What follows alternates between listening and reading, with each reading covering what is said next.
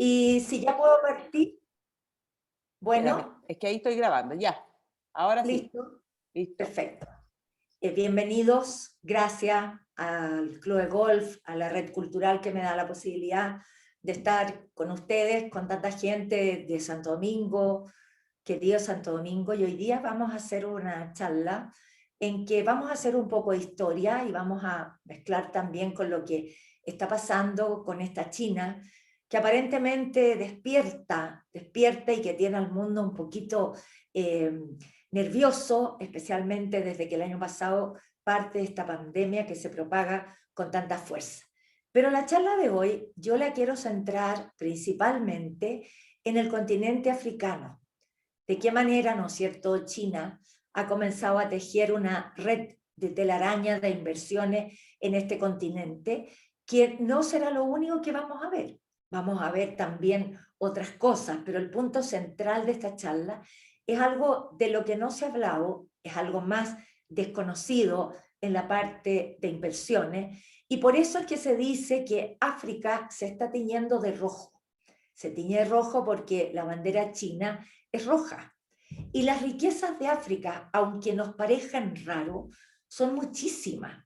África la podríamos dividir en dos grandes partes: el África negra, el África subsahariana, donde es donde más se han concentrado las inversiones chinas, y el África que está en contacto con el Mediterráneo.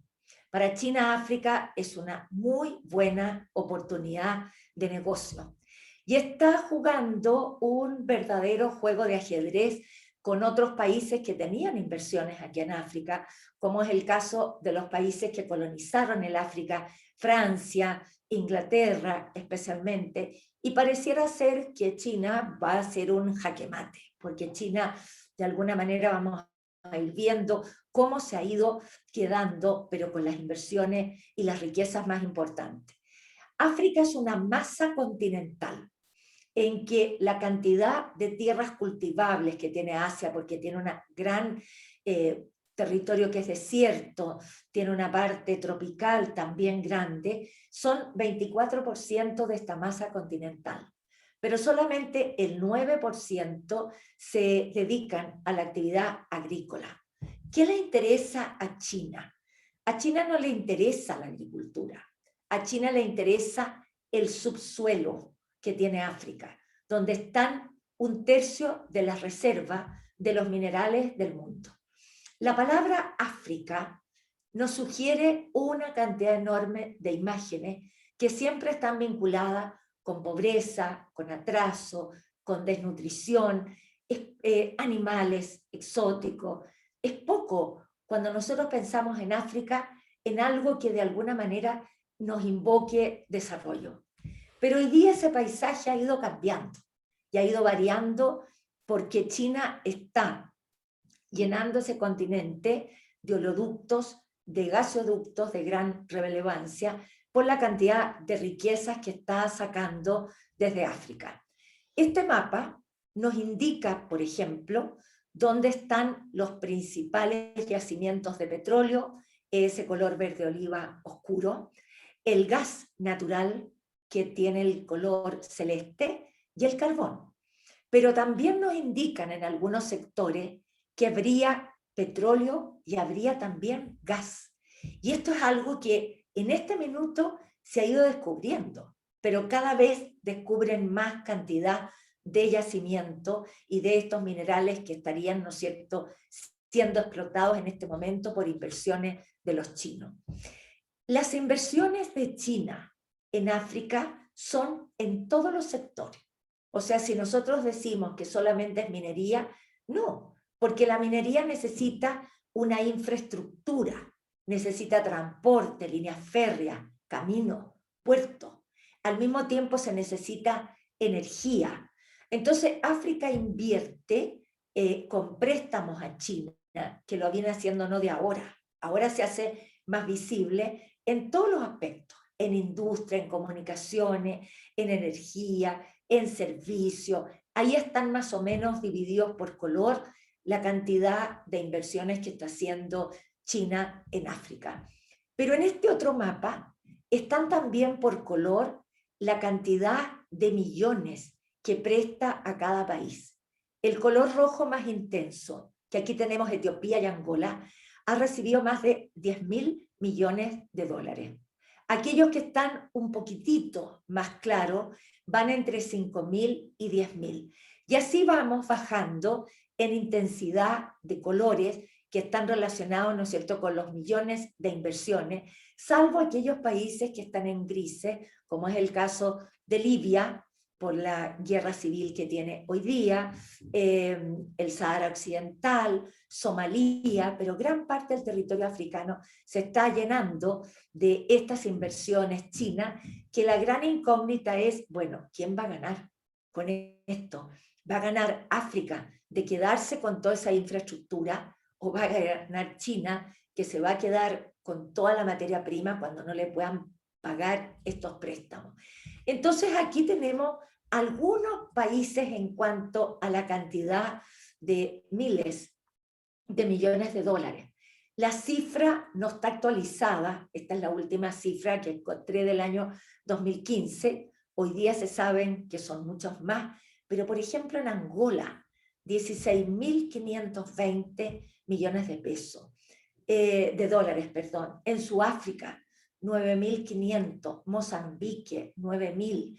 Y así tenemos en esta parte de la África subsahariana, que si subimos más hacia arriba, vamos a encontrar también grandes inversiones hoy día en Etiopía, en Kenia, que es dentro de las mayores transformaciones que están teniendo hoy día en África.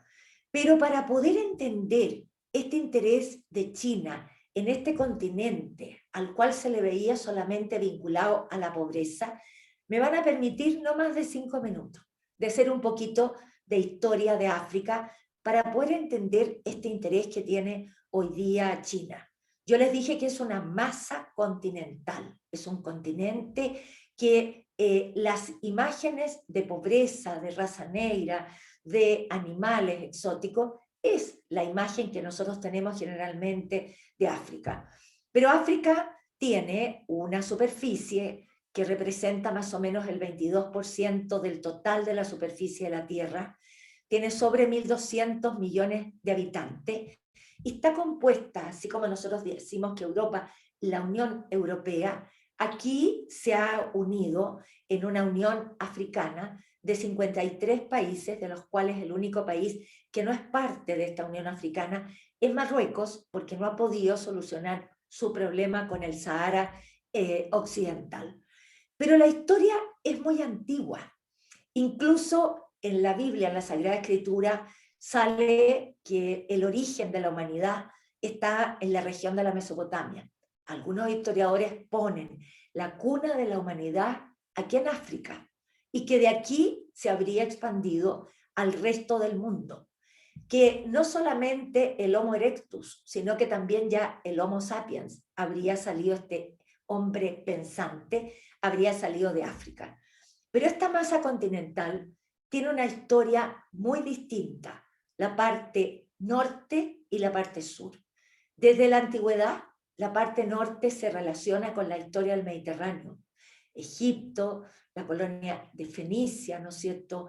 Todo el comercio del Mediterráneo, los antiguos fenicios, el imperio de Alejandro, los romanos, después los árabes, todo se va a contactar con la historia del Mediterráneo.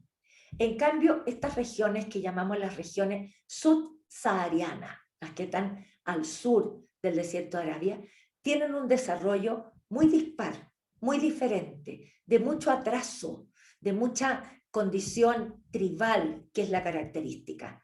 La palabra África viene desde que la antigua Cartago, después de las guerras púnicas, fue incorporada al Imperio Romano, y los romanos a esa colonia le pusieron África.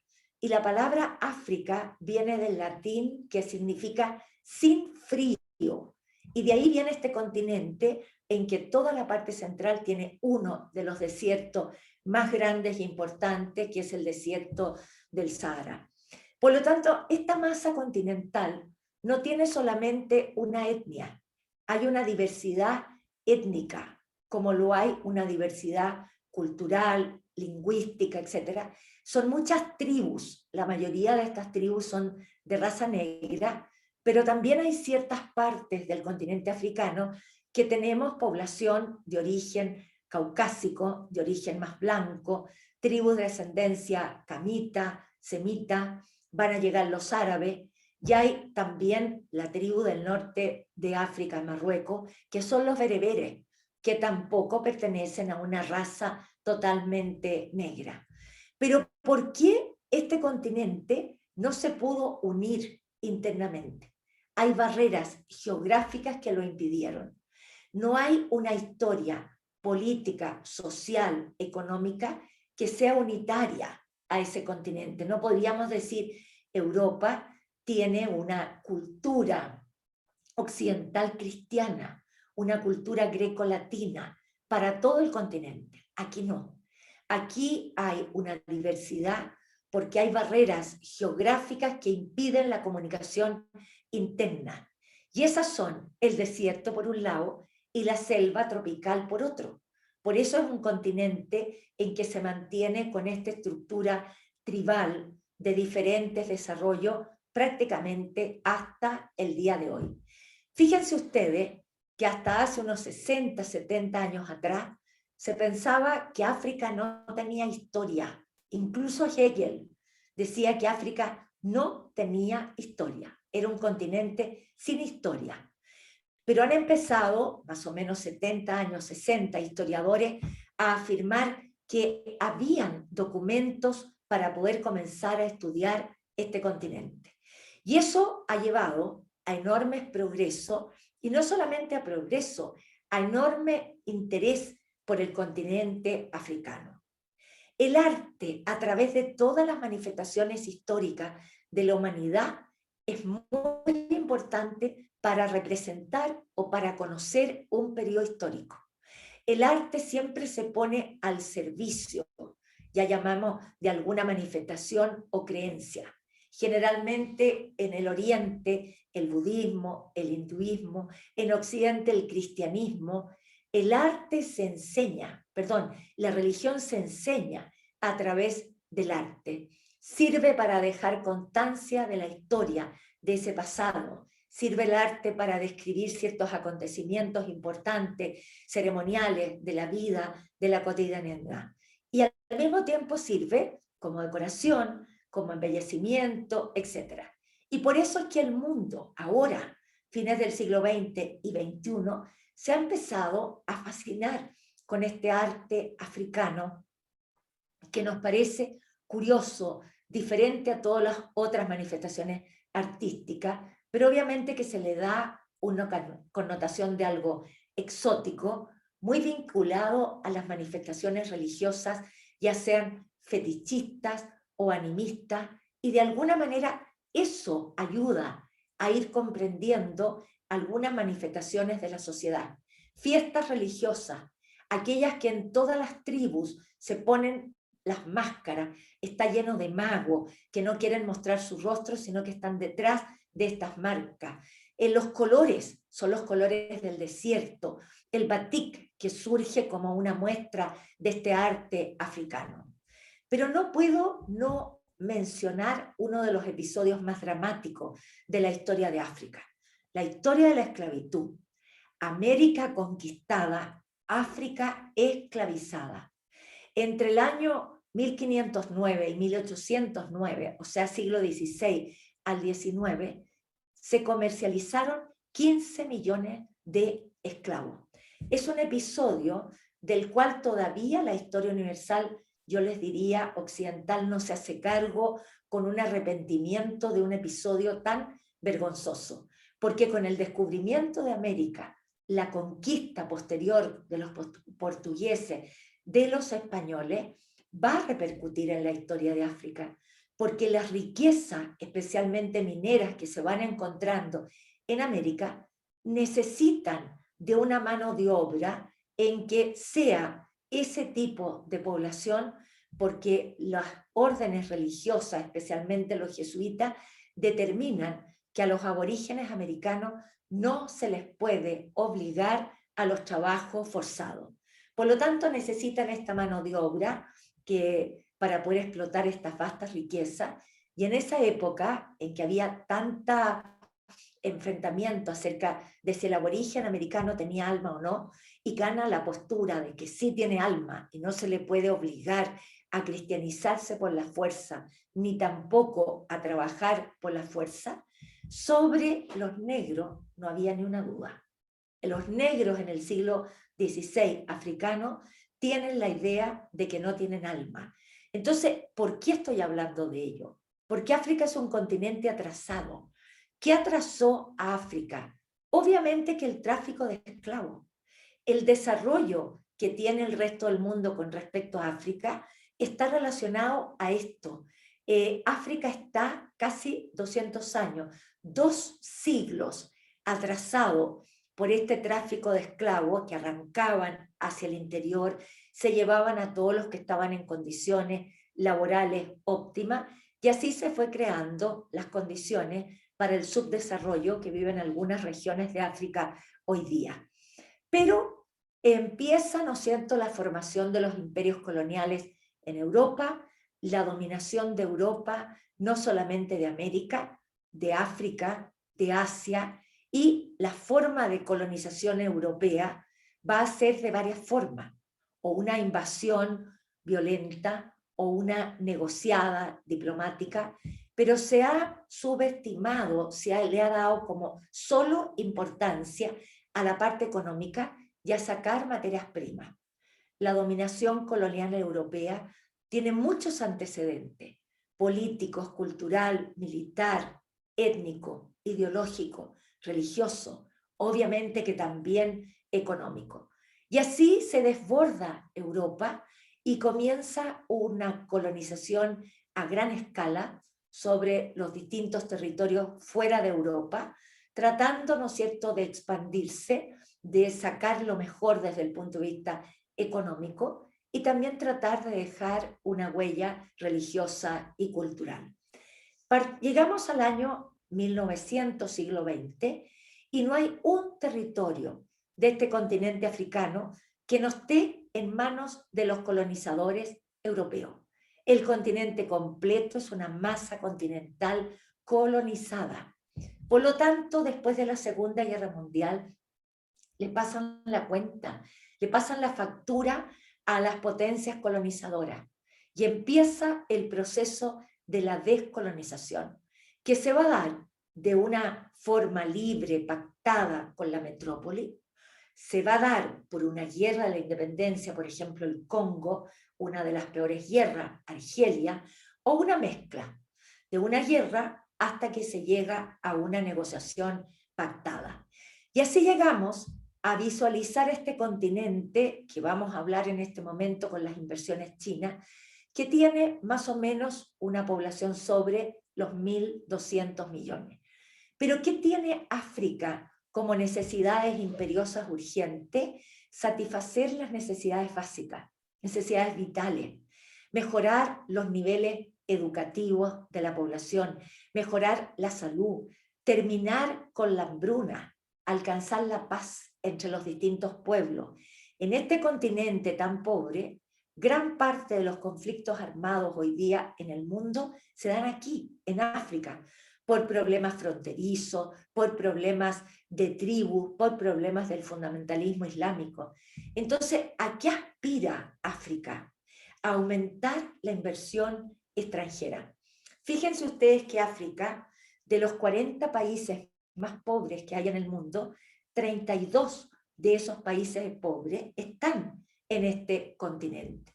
Entonces, obviamente que las imágenes de África son dramáticas, son de una tristeza impactante, porque esos problemas principales, esa pobreza y esa hambruna, es producto de ese atraso, pero también por las guerras que hay hoy día, por la escasez de alimentos, y eso trae consecuencias como la desnutrición, que no solamente afecta la parte física, afecta también la parte intelectual, pero también en África es un continente de epidemias, de pandemias. En África parte el SIDA, tenemos grandes focos de cólera, de malaria. Y eso nos hace ver que es un continente más atrasado. Ahí tenemos el mundo. Los colores azules nos muestran los países más pobres del mundo. ¿Dónde están la mayoría de los países más pobres del mundo? En el continente africano.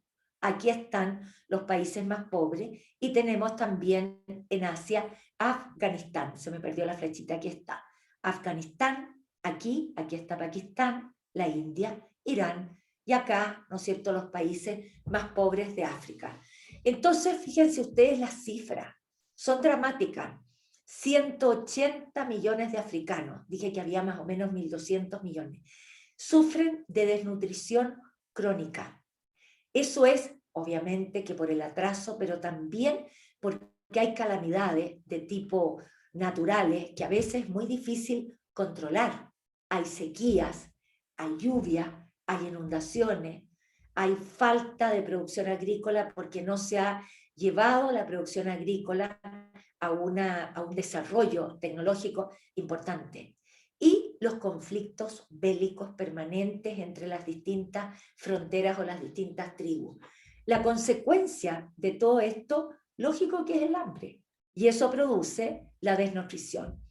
Pero si nosotros comparamos esa realidad de pobreza, miren lo que tiene en riqueza.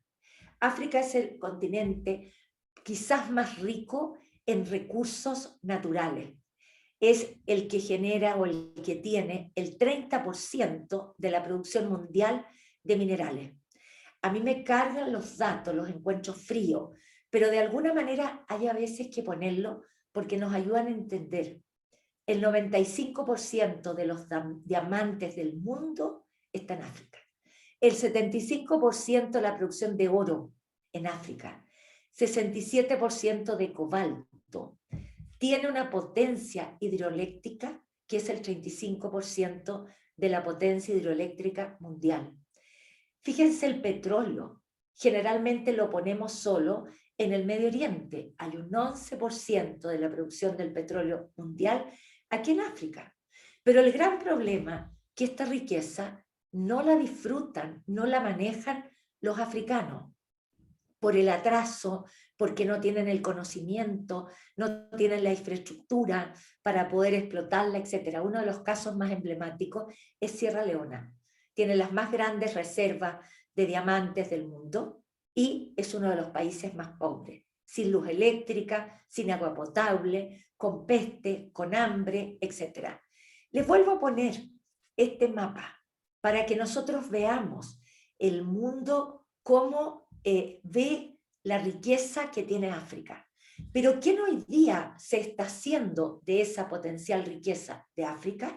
Es China. Porque aquí tenemos, ¿no es cierto?, las inversiones de China, como yo les decía al comienzo de la clase, en todos los aspectos, en transporte, en energía, en minería, en comunicaciones, en industria, absolutamente en todo. Incluso hoy día China tiene más de 2.500 fábricas manufactureras instaladas en África, donde manda hacer los productos que a su vez China los exporta a sus mercados, a Europa, a Estados Unidos. Entonces, esta idea de que China presta plata no es de ahora, no es ni antes de la pandemia ni post pandemia. Esto es hace ya 20 años. En este mapa podemos ver, por ejemplo, en el rojo más oscuro, con números, los proyectos de inversión china que ya tiene completado o que ya, ¿no es cierto?, están a punto de completarse. Y los otros, en rojo un poquito más claro, son los países en los que China tiene inversiones. Miren ustedes cómo se ha tomado el continente chino. Pero aquí no solamente es una inversión en uno de los aspectos. Miren las costas, la cantidad de barcos, todos son infraestructuras portuarias que está haciendo. Después tenemos ferrocarriles, gasoductos, oleoductos, todo lo que de alguna manera ayuda a sacar esta riqueza. Y todo eso está relacionado con la cantidad de préstamos. Pero aquí estamos de nuevo en la idea cómo África va a devolver estos préstamos. Las inversiones chinas en África hoy día alcanzan a 45 países africanos. Hay 45 países en que de alguna manera podrían ustedes hoy día mirar, por ejemplo, en Nigeria, 49.200 millones de dólares. Aquí, en el caso de Etiopía, 25.000 millones de dólares. Y así sucesivamente a ustedes después, no sé si les llega el video como para que lo puedan ver con más detención, porque este mapa está actualizado al año 2018.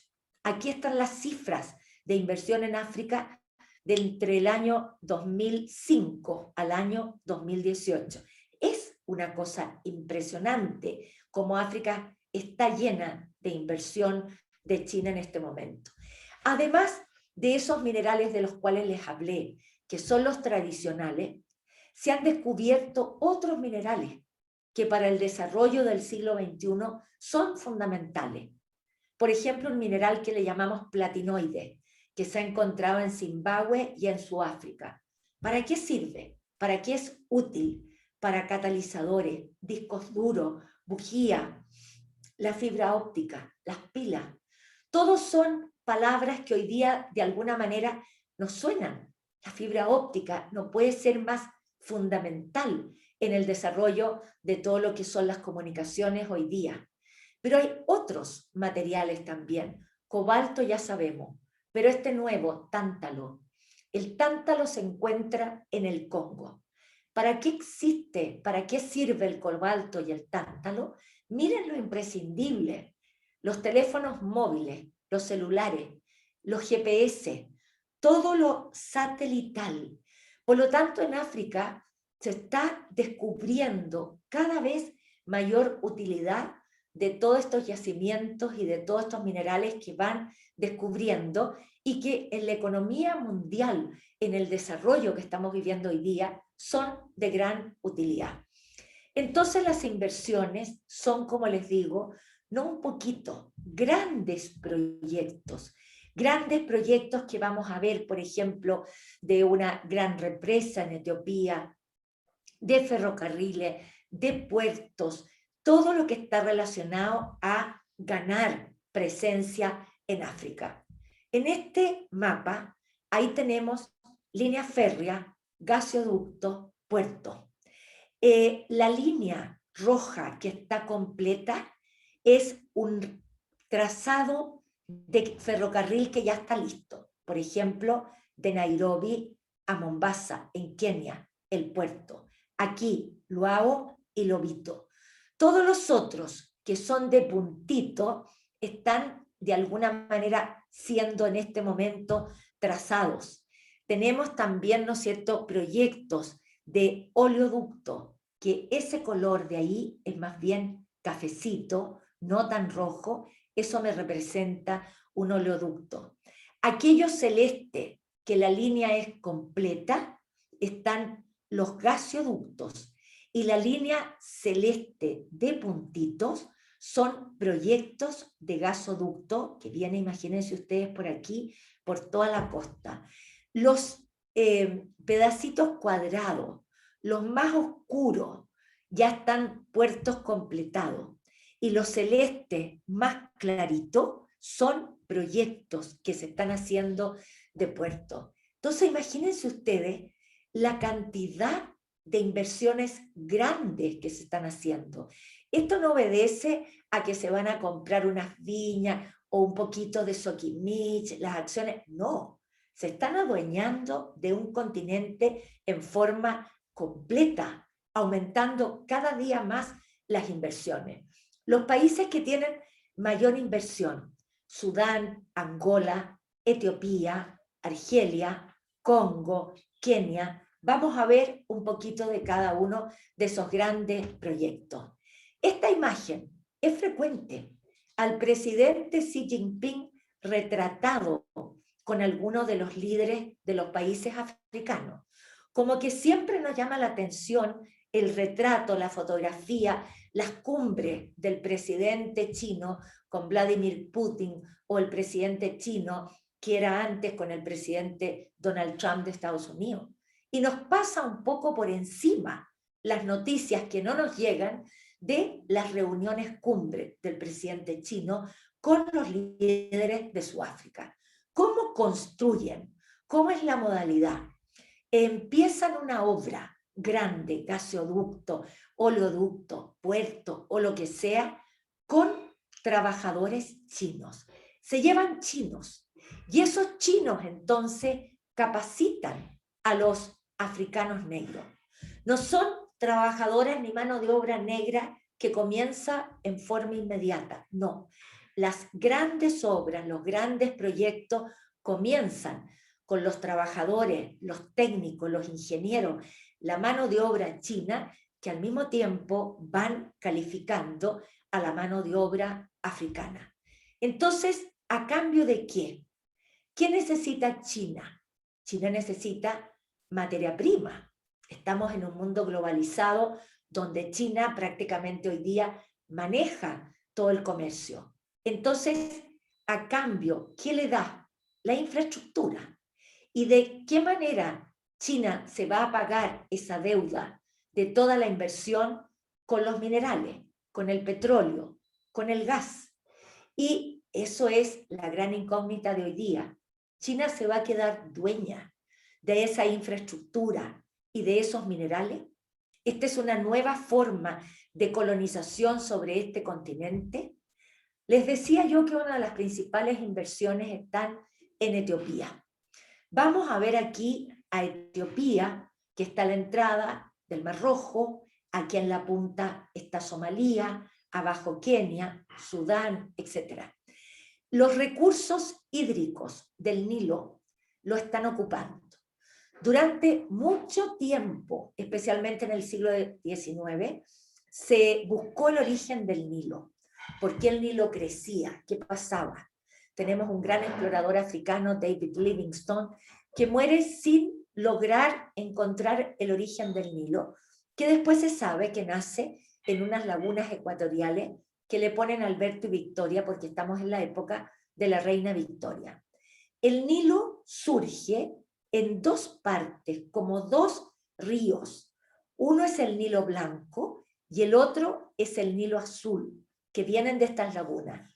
Parte de ese Nilo Azul entra, poquito, entra a Etiopía. Siguen ambos ríos hacia Sudán y cerca de la capital de Sudán, que llamamos Jartum, se hace uno y entra a Egipto como si fuera el Nilo Blanco. Por lo tanto, con ese pedazo de Nilo Azul, los chinos han hecho una gran represa en Etiopía que se llama la Gran Represa del Renacimiento de Etiopía, que va a ser capaz de generar tal cantidad de producción eléctrica que Etiopía va a estar en condiciones de exportar electricidad, como lo hizo Egipto cuando construye la represa de Asuán con el apoyo de la Unión Soviética. China financia el 30% de este proyecto. ¿Qué pasa si Etiopía no alcanza a pagarle el préstamo a China? Lo más probable es que se va a quedar, ¿no es cierto?, con la represa del Renacimiento. Aquí tenemos esta obra que parte abril del año 2017, enorme, gigante, con una construcción importantísima para el desarrollo de la región. Miren ustedes lo que eso significa. Esto es mucho más grande que la famosa represa de las Tres Gargantas en el río Yangtze en China. Aquí tenemos, ¿no es cierto?, cómo se está construyendo este dique de la represa. Y aquí más o menos la dimensión que tiene, en que son 1,8 kilómetros de largo y al mismo tiempo la superficie inundada va a ser 1.800 kilómetros cuadrados. Pero es importante ver la posición geográfica de Etiopía en la entrada del Mar Rojo y al mismo tiempo Somalia. Etiopía, además de la represa, aprovechando, ¿no es cierto?, este Nilo Azul, los chinos están convirtiendo a Etiopía en un territorio conectado con el interior. Grandes líneas férreas, carreteras, y al mismo tiempo han concesionado un puerto de un pequeño reino que está a la entrada del Mar Rojo, que se llama Djibouti. Djibouti está aquí, no es parte ni de Somalia ni de Etiopía, es solo ahí la entrada.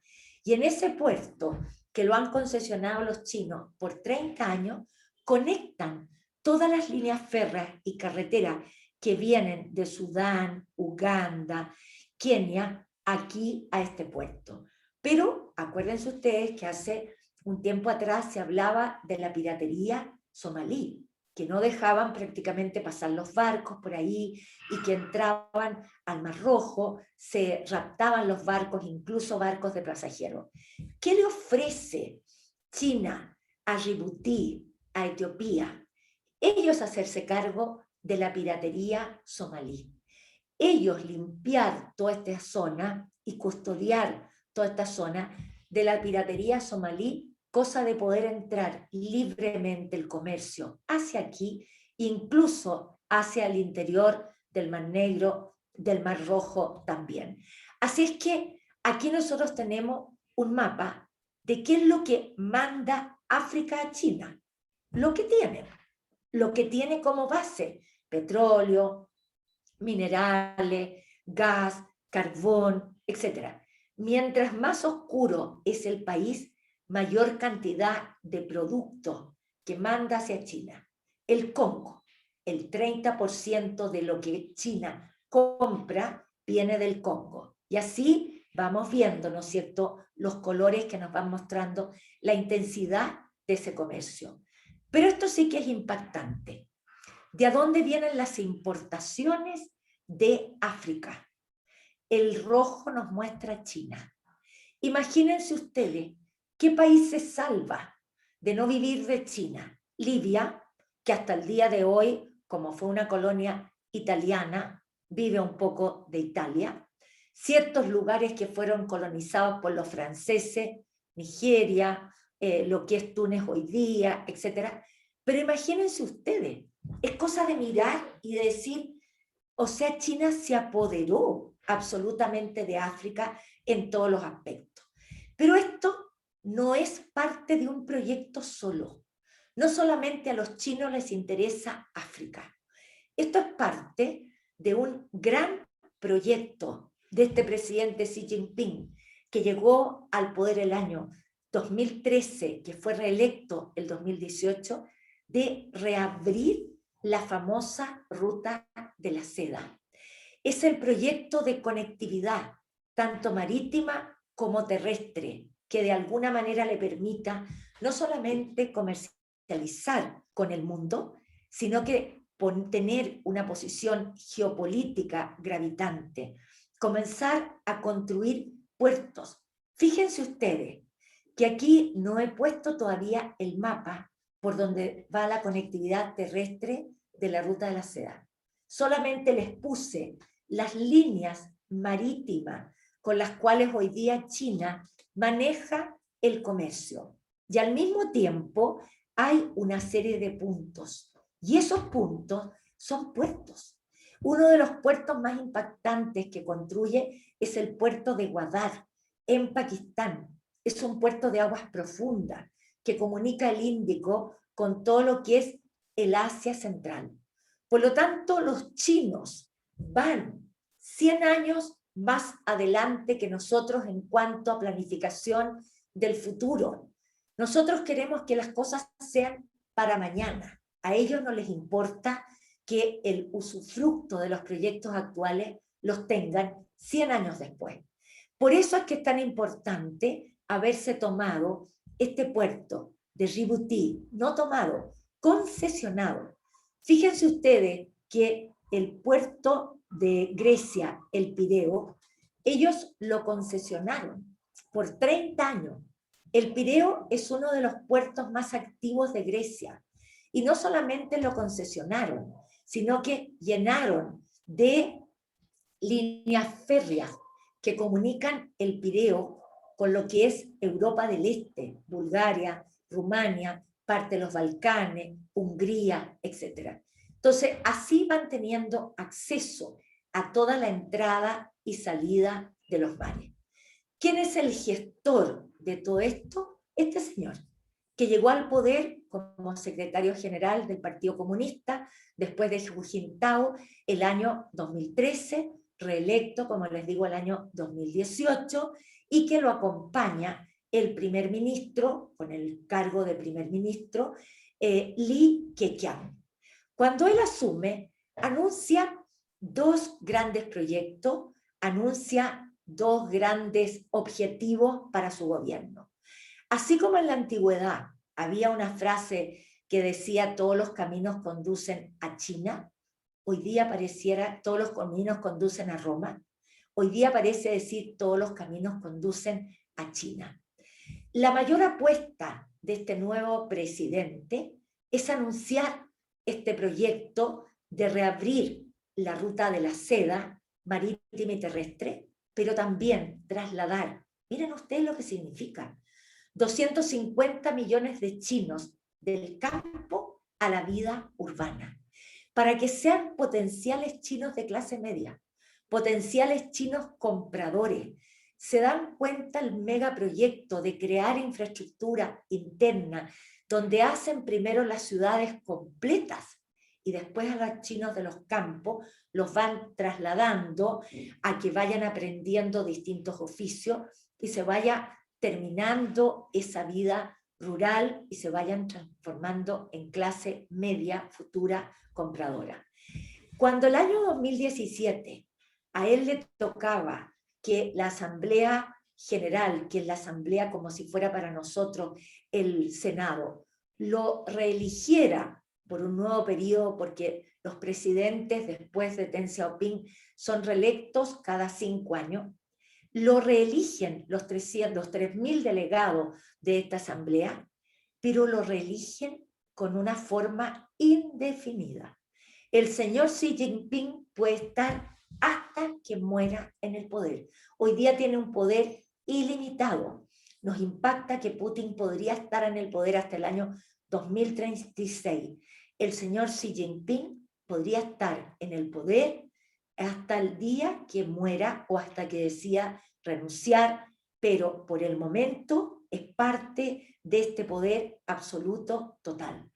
Si hoy día comparamos el poder que tuvo Mao con el poder de Xi Jinping, les tengo que decir que Xi Jinping hoy día tiene un poder mayor, sin tope, porque Xi Jinping además tiene una preparación intelectual mucho mayor que la que tuvo en su momento Mao. En la filosofía del Partido Comunista Chino, cuando llegó Mao al poder, se constituye la filosofía del Partido Comunista basada en la filosofía de Mao.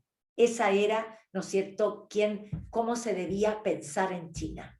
Ahora, cuando él es reelecto el año 2018, se pone en la constitución del Partido Comunista de China, se reemplaza la filosofía de Mao por la filosofía de Xi, pasa a ser parte de la Constitución, por lo tanto, quien no comparta ese pensamiento está violando la Constitución y puede ser castigado y perseguido.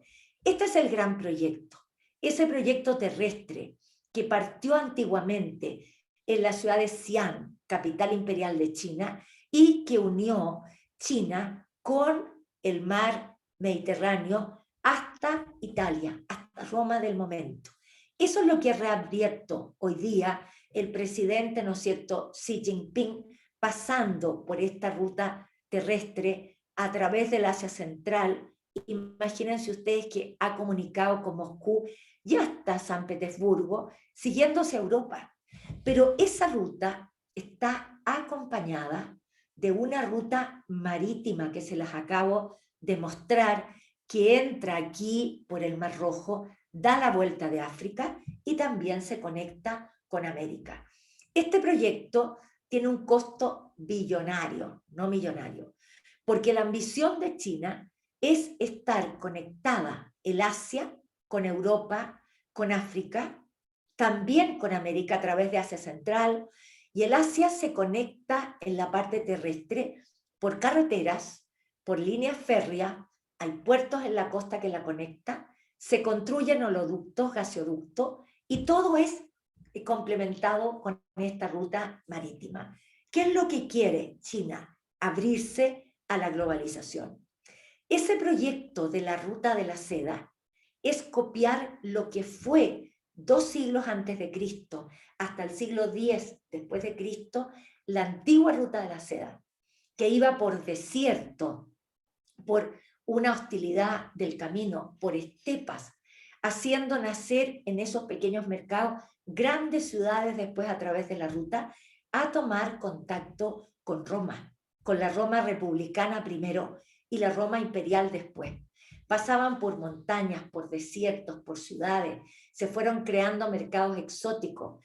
Ahí llegó después a través de la ruta lo que llamamos nosotros el mundo musulmán, a Asia Central. Por eso todos los países de Asia Central son musulmanes. Entonces fue una vía que pareciera ser que es un cuento como de esos cuentos que a uno le contaban de Chita, pero existió. Es una vía antigua, llena de peligro, lleno de situaciones hostiles a quienes hacían el comercio, pero fue la primera vía de unión de Oriente con Occidente. Aquí tenemos el mapa terrestre de esa época. Salía de aquí, de Xi'an, y ahí llegaba a Dunhuang. Dunhuang hoy día es la ciudad desde donde parte el proyecto de Xi Jinping. Y aquí entraba al desierto que está aquí, que se llama Taklamakan, que la palabra Taklamakan significa el que entra nunca sale. Por lo tanto, es tan peligroso que preferían hacer la ruta por arriba o por abajo. Se juntaban en esta ciudad que hoy día se llama Kashgar y se unían con rutas que venían de India, de la antigua Persia, y de ahí hacia el mar Mediterráneo y conectando con Europa. Esta ruta era de una distancia de 8.000 kilómetros y se hacía a lo menos en un año. Este nuevo proyecto de Xi Jinping, esta reapertura de la ruta, quiere conectar Xi Jinping el 65% de la población mundial. Quiere tener conectadas las 3/4 partes de los recursos energéticos globales del mundo. ¿Y cómo lo va haciendo? ¿Cómo lo va materializando? A través de crear zonas económicas en las cuales vaya haciendo inversiones. Inversiones chinas o inversiones que son proyectos con los lugares a donde llega y las inversiones chinas. Ya hay 20 países en esta zona de la ruta terrestre que están relacionados con este megaproyecto. Así es que cuando se habla de la ruta, se habla generalmente de la parte marítima. Cuando se habla de la faja o del cinturón, se habla de la parte terrestre. Entonces, ¿qué pasa? Muchos países del Asia, muchos países del África, son pobres. Países que no han, ¿no es cierto?, recibido infraestructura, recibido inversión, y que de alguna manera están ansiosos hoy día de recibir esa inversión china para poder quedarse con esa infraestructura. Y esa es la gran pregunta. ¿Con ese desarrollo van a poder devolver la inversión o no? Entonces esa infraestructura está relacionada con carreteras, puertos, vías férreas, centrales hidroeléctricos. ¿Qué le pasa a China? China quiere crear un nuevo orden mundial. Ese orden durante la Guerra Fría, de 2 polos, el mundo comunista y el mundo americano liberal, que cae con el fin del muro y que viene, ¿no es cierto?, la época post-muro, post-soviética, con un actor indiscutido, un polo, Estados Unidos. Eso es lo que quiere cambiar. Quiere que haya un nuevo orden de política mundial, una nueva geopolítica donde Asia, donde China sea un actor importante. Aquí tenemos toda la cantidad de proyectos, aquí tenemos de distintos colores, ¿no es cierto?, como van tuberías de gas, como tuberías de petróleo, líneas férreas, puertos, todo está enteramente cubierto por las inversiones chinas. De alguna manera no podríamos decir de que China con este proyecto está solamente invirtiendo en Asia, o está solamente invirtiendo en África. Está por todas partes invirtiendo y de esa manera está con la infraestructura apropiándose de las riquezas que tienen cada uno de estos lugares. Pero cuando asume Xi Jinping, solamente anuncia el proyecto terrestre, la ruta terrestre. Y cuando ya va a iniciar su segundo periodo, fíjense, anuncia la ruta marítima, que ya la tiene lista. Lo que pasa es que los chinos son así, impenetrables. Uno no sabe cuál es el pensamiento chino. Y esa ruta marítima va a partir de este lugar que se llama la isla de Hainan, que está incluso más abajo que Hong Kong, aquí, y que es un lugar de condiciones de geografía paradisíaca, pero que además tiene una posición estratégica fantástica. Está rodeada del mar de China, conectada con el Índico, con el Pacífico, mirando hacia el frente. Mira a la Indochina, a Malasia, Singapur, Indonesia, Filipinas. O sea, la posición estratégica de Hainan Island es enormemente importante. No tengo el tiempo para hablar tanto de esta isla, pero sí decirle que se ha construido ahí como un verdadero paraíso. Pero sí, ¿qué es lo que está pasando en esta zona del Índico-Pacífico? Es una de las zonas marítimas más dinámicas del comercio de Asia, una zona donde ya hay 10 puertos de carga conectados y ocupados por parte de los chinos.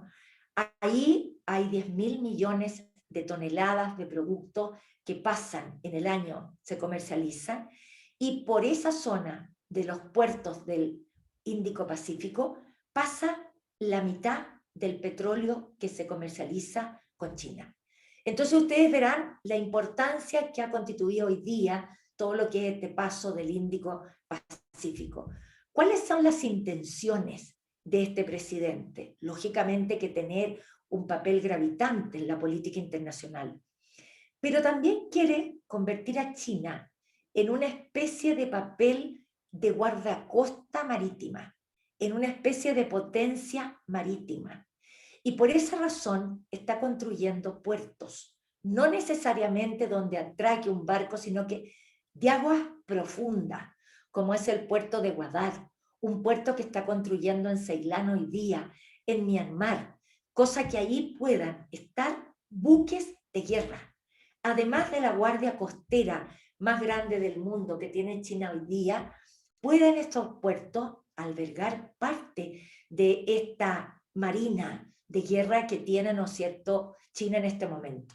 Entonces China está modernizando su armada, está modernizando su ejército, que fue una de las cosas que él ofrece al momento de llegar, y está haciendo una marina en el cual puedan haber portaaviones, algo que ni siquiera pensaba de China.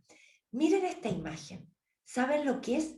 La isla de Hainan, donde se ha convertido en un paraíso desde el punto de vista comercial, económico, financiero, pero también de descanso, donde vienen aquí los chinos, los asiáticos, los americanos a establecer contactos comerciales y tienen no solamente hoteles, playa, campos de golf, todo absolutamente listo y hecho como parte de esa infraestructura. Entonces, después de ver esto, ustedes me dirán, ¿el poder de este señor está limitado? Es incalculable, es enorme, es mayor que el poder que han tenido todos los otros jerarcas dentro del Partido Comunista Chino. Quiero volver un segundo a África, porque dentro de los proyectos chinos es unir, por ejemplo, por ferrocarril los dos océanos. Quiere hacer un ferrocarril que venga desde Angola, que está aquí en la parte occidental, con Tanzania, unir todo esto. Quiere unir también Kenia con Uganda. Kenia tiene una salida al mar que le interesa. Entonces vamos a ver en concreto este proyecto tan importante de la línea férrea que está construyendo en Kenia. Kenia fue una colonia británica donde había una línea férrea de esa época. Ya ha comenzado esta infraestructura en que, miren ustedes, la estación terminal de trenes en Nairobi, la estación de trenes con la infraestructura de China hoy día en Nairobi. Y al mismo tiempo, esa línea férrea une la capital, Nairobi, con el principal puerto de Kenia, que está, ¿no es cierto?, en la salida del Mar Rojo, en el Océano Índico, que es Mombasa, y se ha transformado en uno de los principales puertos de conectividad con el interior de África a través de carreteras y líneas férreas. El momento de inauguración de esta gran inversión. Les puse aquí para que puedan comparar. Esa era la línea férrea que había de los ingleses. Esta es la línea férrea que han construido hoy día los chinos con trenes de alta velocidad. Pero China es un país globalizado, es un país que ocupa la globalización, tiene relaciones comerciales, de industria, manufacturera, con todas partes del mundo. China hoy día produce el 25% de las manufacturas, por lo tanto, como en la época de la revolución industrial, ¿qué necesita? Materias primas. África, continente pobre, me da no sé qué mostrar estas imágenes, pero es una realidad. Pero China se ha convertido hoy día entre el quinto o cuarto socio comercial de África, acercándose y casi sobrepasando inversiones que habían en África, francesas, inglesas y americanas. África, 1.200 millones de habitantes, 500 millones de los pobres del mundo, o sea, viven 500 millones, mejor dicho, de los más pobres del mundo. Pero hoy día su crecimiento está aumentando rápido por las inversiones chinas. Fíjense ustedes los chinos. Los chinos ocupan África para instalar ahí sus industrias manufactureras. 1.500 a 2.000 empresas manufactureras chinas ocupan un suelo que es baratísimo para instalar las empresas con una obra muy barata, que es la mano de obra de los africanos. Entonces el costo es mucho más bajo, abastece el mercado interno de África, pero de ahí también parten las exportaciones que hace China, tanto a Estados Unidos como a Europa. Está aprovechando la mano de obra barata y exporta a los mercados subdesarrollados. Marcas del mundo, la marca Cole de ropa deportiva, la marca Levi's de los jeans, todo se hace en China. ¿Y cómo salen de esta parte central donde funcionan las manufacturas? En camiones, en trenes, a los puertos y se envía principalmente a Estados Unidos. Así que cuando hablamos de la inversión china en África, no es poco. China se está adueñando de este continente. Pero yo no puedo terminar esta clase sin hablar lo que pasó el año pasado y cómo hoy día China ha salido de esa pandemia y se ha potenciado, más que nunca. Cuando aparece la pandemia y nos empezamos a enterar, la verdad que las noticias que llamábamos de China no eran transparentes. Los chinos al principio quisieron como ocultar, hicieron desmentidos, cometieron errores comunicacionales, pero internamente en China sonaron las alarmas porque el virus se comenzó a propagar desde esta ciudad de Wuhan, que es una ciudad industrial que está al interior de una provincia que se llama Hubei. La población china de esa provincia entra en pánico, pero también las autoridades entran en pánico. Haya sido el virus que haya mutado o haya salido de un laboratorio, no importa, pero el virus era y entra en pánico. Por lo tanto, tienen que crear medidas que sean muy eficaces porque los contagios fueron muy fuertes, muchas muertes, se aísla no solamente la ciudad de Wuhan, que tiene 11 millones de habitantes, sino que se aísla la provincia de Hubei, algunos alcanzaron a salir y el virus se comenzó a propagar por China. Pero el virus comienza a contagiar al mundo. Y ha sido la máxima prueba para el Partido Comunista Chino.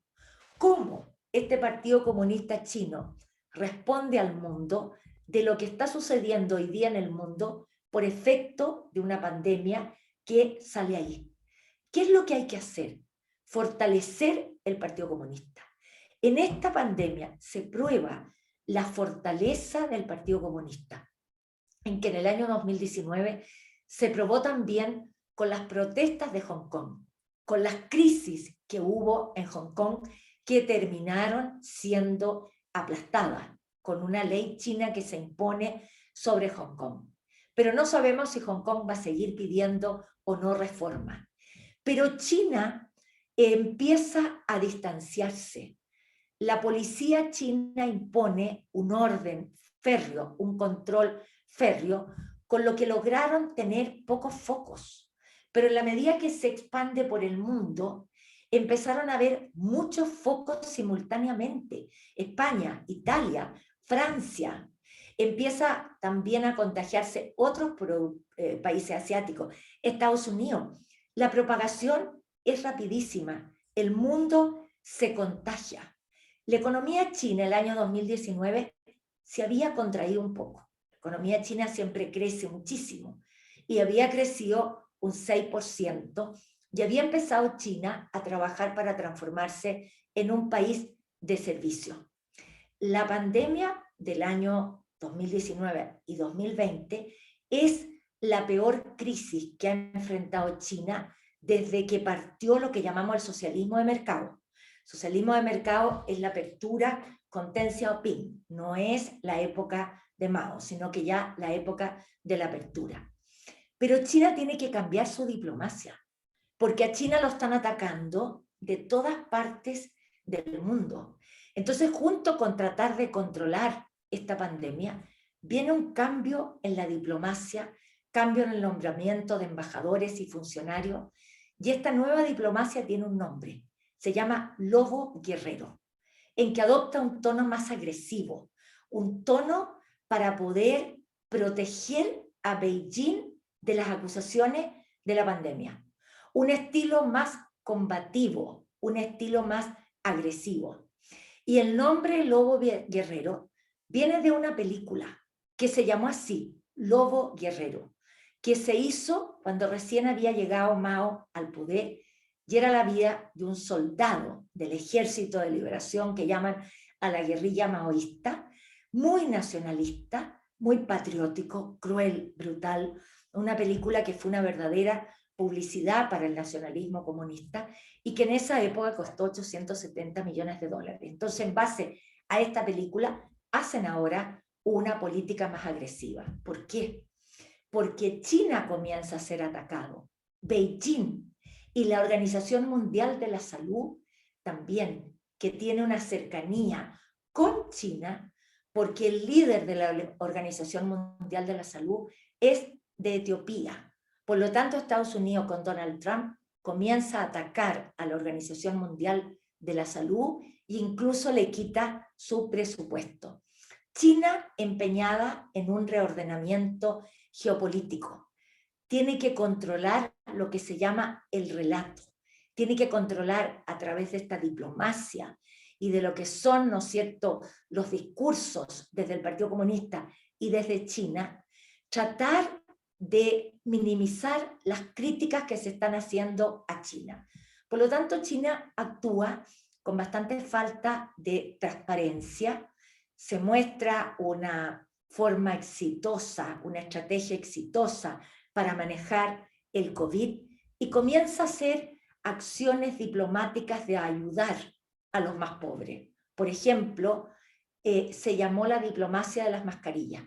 Comenzó a mandar mascarillas a todas partes del mundo, especialmente a los países africanos, como donaciones. Empieza a dar donaciones de suministros médicos. Nosotros le compramos los respiradores, pero a muchos países africanos se los regalaba. Entonces esta red de inversiones que tiene en China ahora la protege y la mantiene con donaciones para poder detener esta pandemia. Pero ¿cómo funcionan las cosas en China? Con un control excesivo de las comunicaciones. Todos los medios de prensa oficiales chinos en el exterior van a tener un cierto control. O sea, ciertos medios chinos, las noticias que salgan de China, van a estar controladas desde Beijing. Las agencias de televisión controladas. Entonces, la actual política comunicacional de China es tratar de controlar las críticas, responder a cada crítica, tener una política diplomática que defienda a China y respaldar al Partido Comunista Chino. Entonces, la gran pregunta mundial es, ¿se verá afectado el Partido Comunista Chino o la situación de control, de manejo dentro de China es tan brutal que el Partido Comunista va a salir absolutamente airoso? China siempre anuncia, terminando un poco la pandemia, medidas para activar la economía. El mundo compra muchos productos chinos y sigue comprando productos chinos. Por lo tanto, ¿cómo se reactiva con eso? Porque estamos en una economía global y el problema de China de hoy está relacionado con el abastecimiento de todo lo que el mundo necesita ser abastecido desde China. Al momento que surge la pandemia, inmediatamente vinieron planes para contener la crisis, que no solamente era de salud, era una crisis en todos los planos, y muchas medidas y muchas iniciativas fiscales para poder reactivar los mercados y no bajar la producción. El año 2021, lo que llevamos, y fines del año 2020, China ya consolida su recuperación post-crisis. El crecimiento del PIB en estos últimos tiempos ha sido el 18,3%.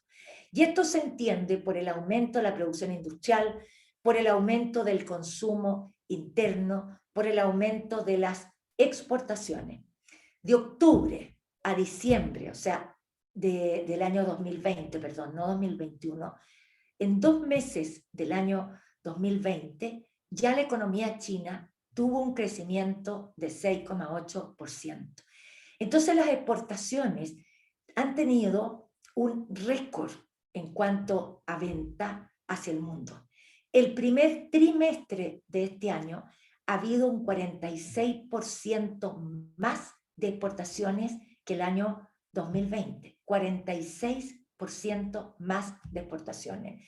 Entonces, obviamente que China crece, y crece gracias al comercio exterior, a los estímulos fiscales internos que les han bajado los impuestos, etcétera, al aumento del sector servicio. Pero fíjense ustedes, los chinos empezaron a aumentar el turismo interno de China y de esa manera activan la economía china. Entonces, cuando nosotros decimos África mira a China pensando en sí mismo, China mira también a África. Para China, África es un aliado con ambiciones económicas, pero geopolíticas importantes. En cambio, África los ve como un socio estratégico que los viene a sacar del subdesarrollo. Hoy día África podríamos decir que se visualiza como un continente emergente con una deuda inmensa con China que le está pagando con las materias primas toda esta infraestructura. Entonces nuestra gran pregunta siempre ¿es una amenaza para África o es una oportunidad?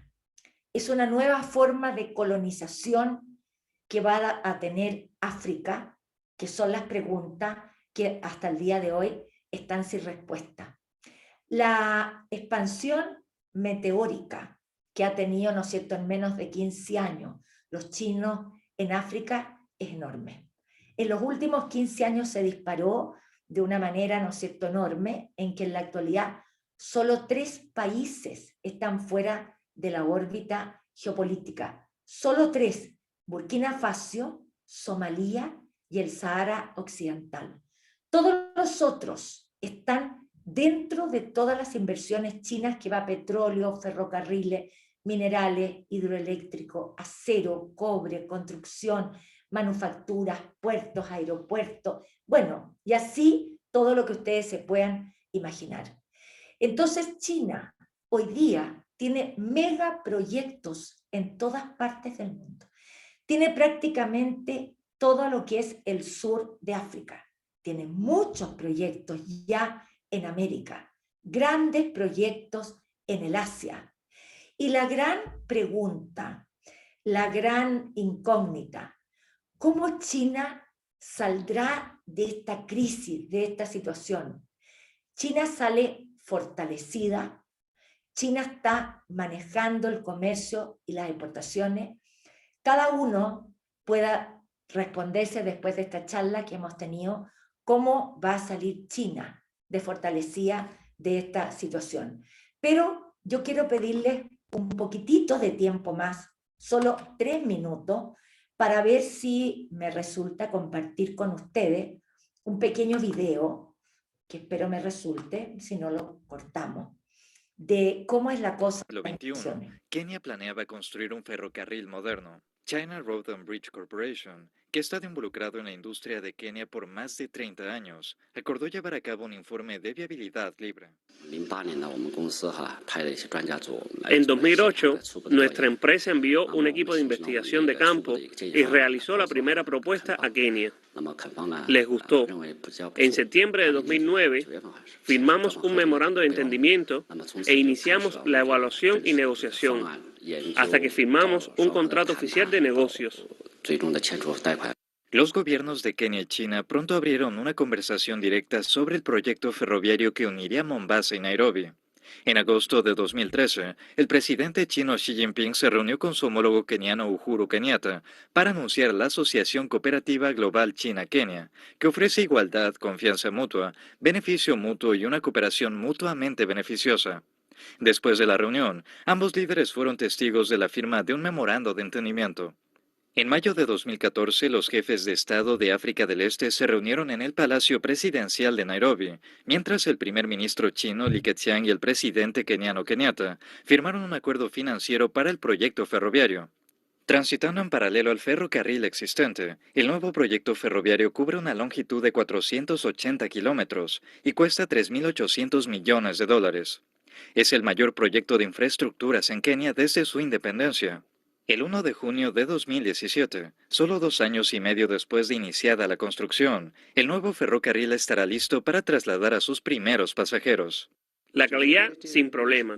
La eficiencia, maravillosa. Y el costo no ha sido un problema para nosotros. La velocidad de trabajo ha sido excepcional. Los trenes de pasajeros viajarán a 120 kilómetros por hora y los trenes de mercancías a 80 kilómetros por hora. El tiempo de viaje de Mombasa a Nairobi será cortado a 4 horas y media. Sí, estoy deseando que lo pongan en funcionamiento. Creo que en junio el ferrocarril estará abierto al público. Me encantará estar viajando con el nuevo ferrocarril, porque en primer lugar, el costo de transporte de Nairobi a Mombasa será más barato. En los próximos 15 años, el ferrocarril de un siglo de antigüedad será completamente reemplazado y el nuevo proyecto ferroviario abrirá un nuevo capítulo en el desarrollo de Kenia y África Oriental. CGTN en español. Bueno, eso era lo que yo les quería mostrar, un pequeño video de cómo las cosas funcionan con estas inversiones en China. La Barbarita que debe estar